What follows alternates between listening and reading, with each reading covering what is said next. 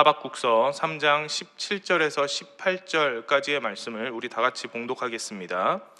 비록 무화과 나무가 무성하지 못하며 포도나무에 열매가 없으며 감람나무에 소출이 없으며 밭에 먹을 것이 없으며 우리의 양이 없으며 외양간에 소가 없을지라도 나는 야훼로 말미암아 즐거워하며 나의 구원의 하나님으로 말미암아 기뻐하리로다.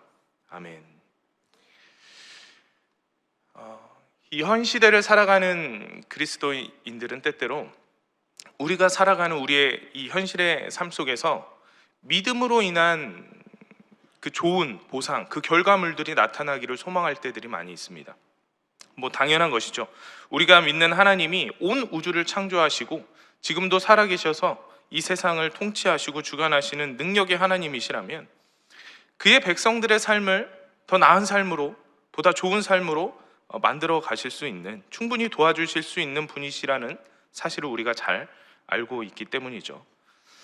그러나 이 신앙인들의 삶을 우리가 가만히 들여다보게 되면 어떻습니까? 그렇게 좋은 현실만을 누리고 살아가는 것은 아닌 것 같아요. 하나님의 말씀대로, 믿음대로 열심히 살아가는 자들이라고 할지라도 고난을 겪고 세상에서 인정받지 못할 때도 있고요. 아픔을 겪다가 그 믿음에 대한 제대로 된 보상을 누리지 못하고 그렇게 인생을 마감하는 경우들을 우리가 보기도 합니다. 오히려 세상에서 주님을 외면한 채 살아가는 자들, 그런 의롭지 못한 자들이 더 세상에서 잘 나가는 것처럼 보여질 때가 많이 있어요. 더 복받은 것처럼 보이고 더 행복해 보이는 모습들을 볼 때가 많이 있습니다. 그럴 때마다 신앙을 가진 자로서, 믿음을 가진 자로서 그러면 안 되겠지만 못내 억울한 마음들이 막 들 때가 있기도 합니다. 우리는 이처럼 이 하나님의 정의가 우리가 살아가는 이 세상의 현실에서는 온전히 이루어지지 않는 모습들을 보게 되면서 가끔 이 신앙의 이 딜레마에 빠지기도 합니다. 그런데 오늘 이 본문에 등장하는 이 하박국 선지자 또한 우리의 이 고민들과 동일한 고민 속에 빠져서 괴로워하던 자였다라는 사실을 우리가 알 수 있어요.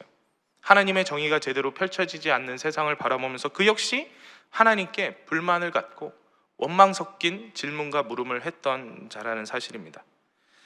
그런데 또 한편으로는 이 오늘 본문 말씀 3장에 이르게 되면서 이 하박국 선지자의 고백이 어떻게 바뀌게 되었습니까?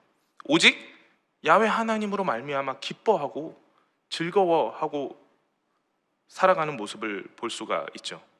무엇이 그의 생각을 바꾼 것이었을까요? 그가 최초 가지고 있던 그 불의한 현실에 대한 불만들, 그 고통스러운 마음들, 하나님에 대한 원망의 마음들이 어떻게 갑자기 이렇게 하나님에 대한 찬양과 기쁨의 고백들로 바뀔 수 있었을까? 우리가 말씀을 통해서 이 동일한 고민 속에서 살아가는 이 현 시대를 살아가는 그리스도인들이 어떻게 하박국 선지자와 같이 이 변화된 마음을 품고 살아갈 수 있을지에 대해서 한번 살펴보도록 하겠습니다. 우리가 서두에서 나눴듯이 이 본문 말씀의 하박국 선지자는 하나님으로 말미암아 즐겁다고 기쁘다고 고백하고 있습니다. 그러나 그가 처한 현실의 삶은 어떠한지 한번 살펴볼까요? 사실 그는 결코 즐겁고 기쁠 만한 환경에 처해져 있지 않았어요. 그러한 삶을 살아가고 있지 않았습니다. 여전히 세상은 불의해서 하나님의 정의가 펼쳐지지 않는 것만 같아 보였거든요. 그런데 하나님은 침묵하고 계세요. 개입하셔서 막 그 악인들을 벌하고 의인들을 더 높이 세우고 이 세상을 조정해 주셔야 하는데 마치 방관자의 모습처럼 여겨지고 있거든요. 그렇게 하나님을 향한 불만과 탄식을 토로하고 있었을 때였어요. 또한 하나님의 이 말도 안 되는 계획을 듣게 돼서 곧 이방 민족을 통해서 유대 민족을, 자신들의 민족을 심판할 것이라는 그 하나님의 계획을 듣고서 하늘이 무너져 내리는 심경을 토로합니다. 하나님의 그 계획을 부정하고 그러한 것은 옳은 일이 아니다, 정의가 아니다, 이렇게 하나님께 호소하고 있었습니다. 하박국서 1장 2절에서 4절까지의 말씀을 한번 볼까요? 야훼여, 내가 부르짖어도 주께서 듣지 아니하시니 어느 때까지일까? 내가 강포로 말미암아 외쳐도 주께서 구원하지 아니하시나이다. 어찌하여 내게 죄악을 보게 하시며 패역을 눈으로 보게 하시나이까? 겁탈과 강포가 내 앞에 있고 변론과 분쟁이 일어났나이다. 이러므로 율법이 해이하고 정의가 전혀 시행되지 못하오니 이는 악인이 의인을 애워쌌으므로 정의가 굽게 행하여 짐이니이다. 자신이 바라보고 있는 이 유대 사회는 하나님의 정의가 결코 절대 펼쳐지지 못하고 있는 세상이라고 말하고 있습니다. 겁탈과 강포, 변론과 분쟁이 일어나고 있고요. 율법이 해이해진 상황 속에서도 하나님은 전혀 개입하고 계시지 않고 있다라는 거예요. 의인이 존귀함을 받고 악인이 심판받는 그 정의가 올바로에 실현되지 않고 있다고 말하고 있어요. 죄 있는 자들은 그래서 심판이 임하지 않으니까 그 죄값을 치르지 않고 오히려 세상에서 더 득세하게 되어졌다라고 말하고 있습니다. 그러한 하박국의 이 불만 가득한 물음에 하나님께서 응답하시죠.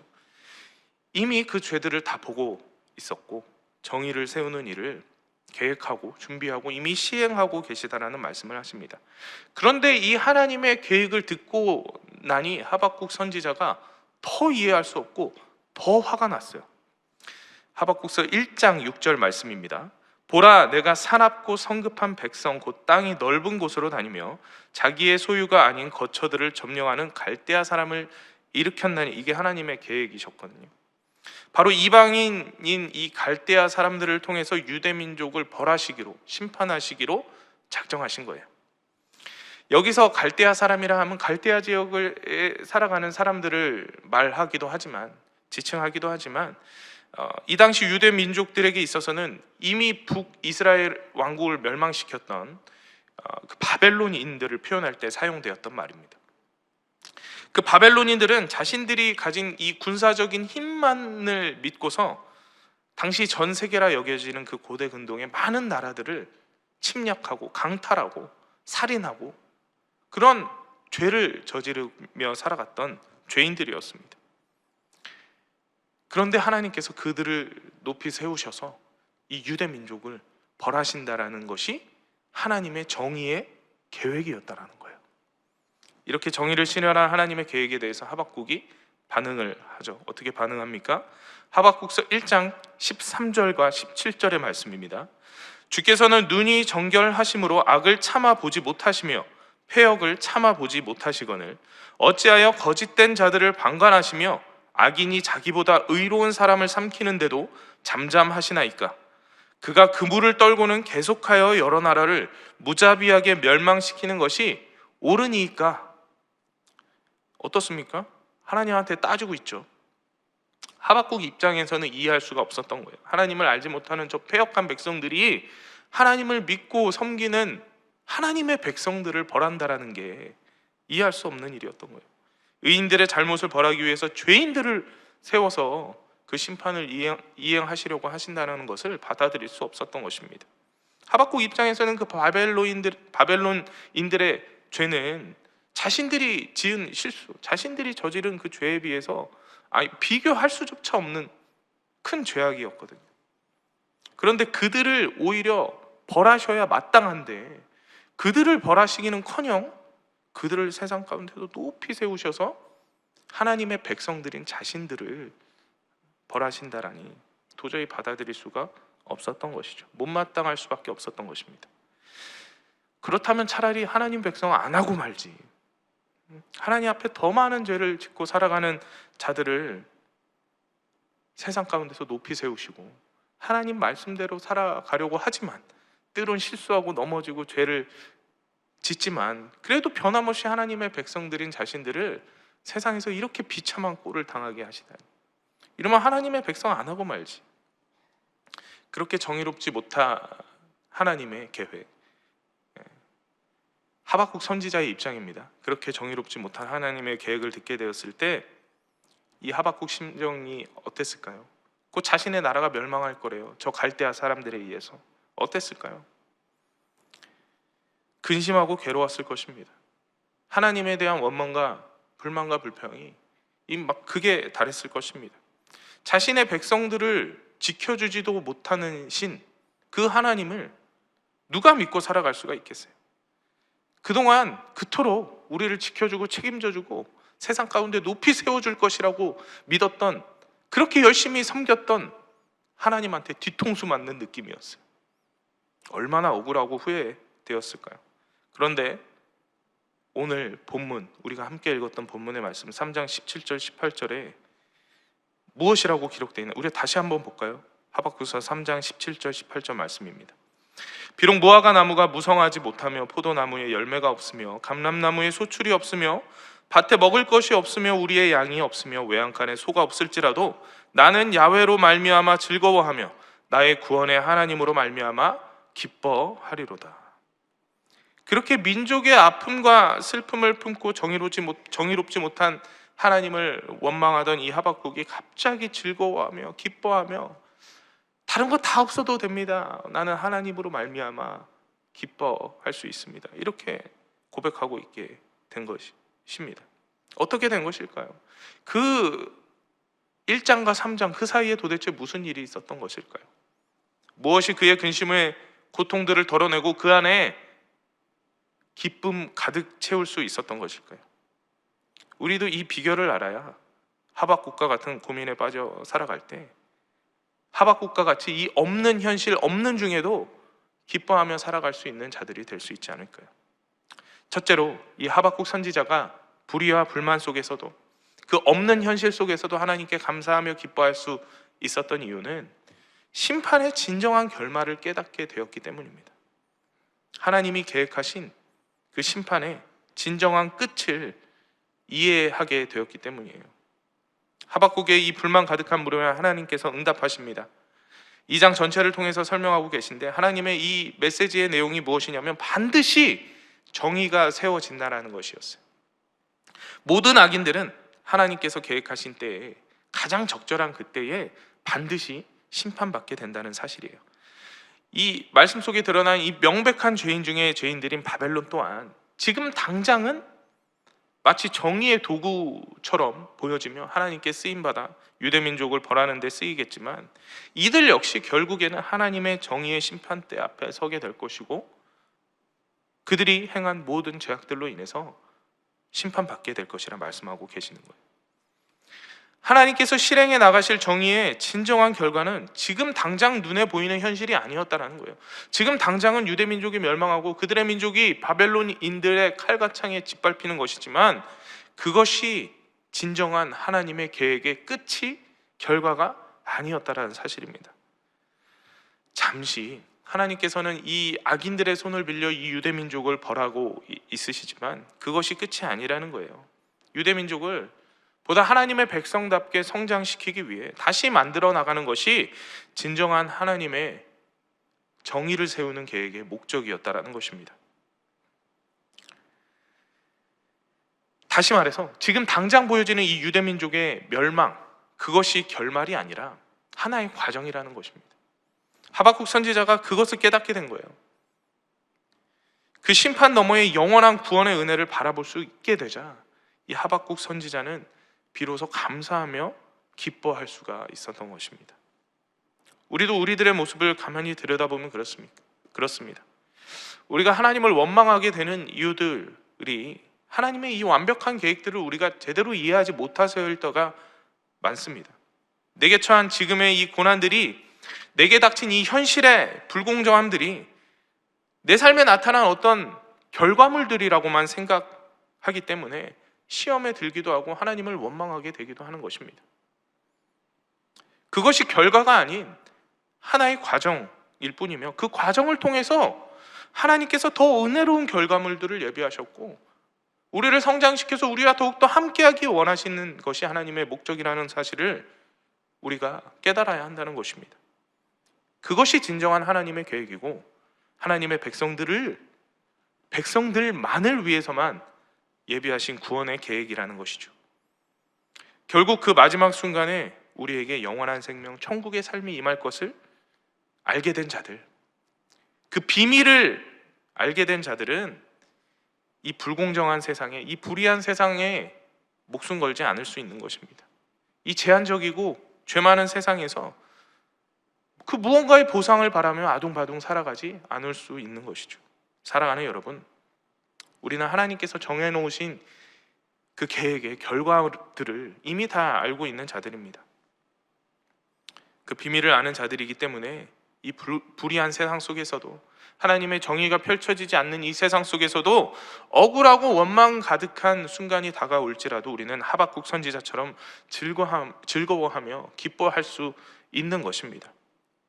우리에게 주어진 이 삶의 현장에서 때로 이 믿음의 삶에 대한 회의감이 몰려올 때들이 있습니다. 그러할 때에 우리는 하나님의 계획하신 구원의 은혜를 더욱더 깊이 묵상하는 자들이 되어야 합니다. 이 과정을 거쳐 어떠한 결과로 나아갈지를 더욱더 깊이 묵상해야 한다는 것입니다. 그 구원의 은혜가 더 깊이 내 마음 가운데 넘쳐나게 될 때 우리는 환경을 초월할 수 있는 것입니다. 그 환경을 초월해서 없는 중에도, 없는 현실 속에서도 우리가 기뻐하며 감사할 수 있게 되어지는 것이죠. 오늘 우리의 삶도, 우리에게 주어진 이 귀한 시간들도 이 하박국 선지자와 같이 세상에서 펼쳐지는, 세상에서 내게 주어지는 것들로 인해서 일희일비하는 것이 아니라 다른 것 다 없을지라도 하나님으로 말미암아 기뻐하며 감사할 수 있는 그 즐거움 가득한 하루를 살아가시기를 간절히 축원드립니다. 둘째로 하박국 선지자가 이 없는 중에서도 기뻐할 수 있었던 이유, 바로 진정한 정의가 세워질 것을 굳게 믿게 되었기 때문입니다. 이 하박국 선지자가 스스로 고백하고 있는 아무것도 없는 현실에 대해서 우리가 살펴보아야 할 것인데, 이것은 단순히 하박국 선지자가 정말 자신이 가진 자산이 없어서, 자신이 갖고 있는 것이 없었기 때문에 즐겁지 않은 게 아니었어요. 재산이 없어서 행복하지 않은 게 아니라는 것입니다. 하박국서 3장 17절 말씀 다시 한번 읽어볼까요? 비록 무화과 나무가 무성하지 못하며 포도나무에 열매가 없으며 감람나무에 소출이 없으며 밭에 먹을 것이 없으며 우리의 양이 없으며 외양간에 소가 없을지라도, 이 무화과 나무와 포도나무 그리고 감람나무와 밭에 소출이 없다고 기록되어 있죠. 이 모든 것들이 없는 것들, 우리 안에 양도 없고 외양간에 송아지도 없어요. 이 없는 현실에 대한 참된 의미는 제대로 된 투자, 제대로 된 원인에 대한 올바른 결과물들이 나오지 않은 것에 대한 상실감을 말하고 있는 것입니다. 단순히 내가 가진 것이 없다는 것을 극대화하고자 표현하고 있는 것들이 아니라, 내가 올바른 심은 만큼 그 올바른 행위에 대한 만큼 올바른 결과들이, 올바른 보상들이 나타나고 있지 않다라는 것에, 그 불의함 속에, 그 정의롭지 못한 현실에 대해 마음 아파하고 괴로워하고 한탄하고 있는 것입니다. 농부가 가수원을 관리하고 정성으로 나무들을 살피고 자라게 했다면 당연히 과실을 얻어야 할 나무들은 응당 그 열매를 맺어야 합니다. 목장은 어떻죠? 소와 양을 통해서 새끼들이 태어나서 점차 그 우리에는 더 많은 가축들이 넘쳐나야 합니다. 그것이 자연의 이치고 세상의 정의라는 것이죠. 이것이 올바른 인과응보를 표현하는 것입니다. 그런데 그렇게 열매가 무성해야 되고 가축이 넘쳐나야 할 우리 안에 과실도 없고 가축도 없다라고 말하고 있는 거예요. 그것은 단순히 내가 가진 것이 없다는 것을 얘기하는 것이 아니라 세상의 정의가 하나도 펼쳐지지 않고 있구나, 이것을 한탄하고 있는 모습이라는 것입니다. 올바른 원인과 결과가 이루어지지 않는 세상을 바라보면서 하나님의 정의가 단 하나도 실현되지 않는 이 세상의 현실을 보면서 괴로워하고 있는 것입니다. 하박국 선지자는 하나님의 정의가 세워지지 않는 것에 기쁨을 누릴 수 없었어요. 즐거움을 누릴 수 없는 자였습니다. 그 세상의 불공정함을 빨리 하나님이 개입하셔서 제대로 잡아주시기를 간절히 바라고 있었단 말이죠. 그런데 그 없는 현실, 그 세상의 정의가 제대로 세워지지 않는 현실 속에서 분명 하박국이 즐거워할 수 있었던 이유는 하나님께서 정의를 온전히 세워가실 것이라는 그 믿음을 갖게 되었기 때문이에요. 다시 말해 하박국 선지자가 믿음으로 인해서 이 없는 현실, 이 현실을 뛰어넘어 하나님께 감사하는 삶을 살게 되어졌다라는 것입니다. 그 정의가 세워질 것을 제대로 믿지 못할 때, 그때에는 보여지는 현실에만 집중하게 되었습니다. 없는 현실만 바라보게 되었습니다. 그래서 현실을 바라보니 도저히 하나님을 이해할 수 없었고 마음에 근심이 가득할 수밖에 없었어요. 하나님을 원망할 수밖에 없었어요. 그러나 하나님이 세우신 온전한 계획과 뜻을 알게 되고서 그 계획과 뜻에 따른 결과들을 온전히 믿게 되니 자기 안에 모든 근심은 사라지게 됐어요. 의심이 사라지게 됐어요. 그래서 현실에 보여지는 것은 별로 중요한 것이 아니게 되어졌어요. 없는 현실 속에서도 오히려 하나님께 감사하고 기쁨의 찬양들을 드릴 수 있는 존재가 되었던 것입니다. 우리의 믿음이 연약해질 때 보통 우리가 시험 들고 유혹에 넘어집니다. 믿음이 강성할 때 전혀 문제가 되어지지 않았던 것에 발목이 붙잡혀지고 감당할 수 없는 문제가 되어져서 마음에 병이 들고 시험이 들게 되기도 해요. 우리가 동일한 모습으로, 동일한 믿음의 모습으로 주 안에 살아가기 위해서는 우리가 더욱더 믿음 가운데 나아가기 위해 정진해야 하는 것입니다. 믿음의 삶을 살아가기 위해 더욱더 애쓰고 힘써야 하는 것입니다. 믿음이 쇠약해지지 않기 위해서 말씀 가운데 더 깊이 나아가야 합니다. 예배 자리 가운데 더 깊이 나아가야 합니다. 주의 공동체의 모임 가운데 더 깊이 나아가야 합니다. 그런 시간들을 통해서 우리의 마음 가운데 믿음이 자라나고 믿음이 흔들리지 않을 수 있게 되는 것이죠. 말씀을 맺도록 하겠습니다. 우리도 제대로 된 하나님의 정의가 세워지지 않는 것 같은 이 세상의 현실을 살아갈 때들이 있습니다. 그래서 하나님을 믿고 따르는 자들을 위한 정의를 외치며 하나님을 원망할 때들이 있기도 해요. 그럴 때마다 늘 우리네 마음은 내가 가지고 있는 이 신앙으로 말미암아 불편하고 억울하고 아프고 괴로울 때들이 있습니다. 그러나 우리는 이러한 불공정의 현실들이 결과가 아닌 과정이라는 사실을 깨달아야 합니다.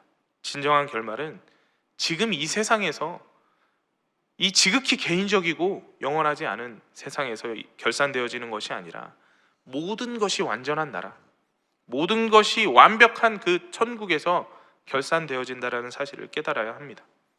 그 정의가 진정한 정의라는 사실을 우리가 믿고 살아간다면 우리에게 펼쳐질 이 세상의 눈앞에 보여지는 어려움, 근심, 두려움의 모든 문제들 속에서도 우리는 담대히 그 결과만을 바라보고 나아갈 수 있게 되는 것입니다. 그 없는 현실 중에도, 불의한 세상 속에서도, 불공정한 세상 속에서도 우리의 믿음을 지켜 살아갈 수가 있게 되는 것이죠.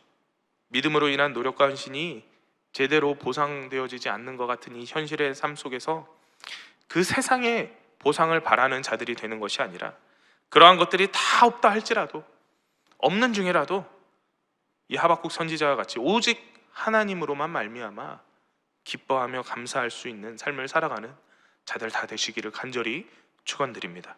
기도하겠습니다. 살아계시고 역사하시는 하나님 아버지 감사드립니다. 변함없는 주의 돌보심으로 우리가 세상의 헛된 보상을 바라며 살아가는 자들이 아니라 영원한 구원, 그 하나님의 정의가 반드시 세워질 그 나라를 바라보며 살아가는 자들 되게 하심에 감사드립니다.